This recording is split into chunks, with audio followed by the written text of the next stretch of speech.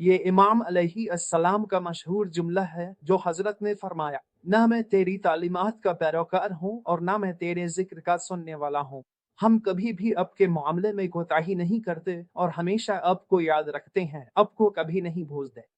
ہم نے یہ بات کئی بار سنی ہے لیکن شاید کم ہی اس پر توجہ دی ہے۔ یہ ہماری زندگی میں ایک اہم عنصر کے طور پر ہے کہ ہم اس حال میں زندگی گزار رہے ہیں کہ ہمیں یقین ہے کہ ایک مہربان، حاضر، ناظر اور صاحب اختیار آتا ہمیں دیکھ رہا ہے۔ ہم بے سہارا نہیں ہیں۔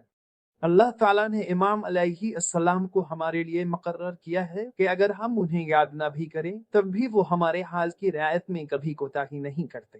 راتوں کو جب ہم سو رہے ہوتے ہیں وہ ہمارے لیے سرداب مقدس میں رب کے حضور استغفار کرتے ہیں۔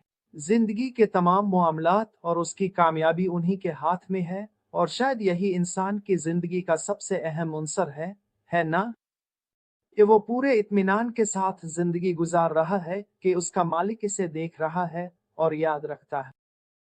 سب اس دنیا میں مہمان ہیں، مگر کم لوگ جانتے ہیں کہ وہ مہمان کس کے ہیں۔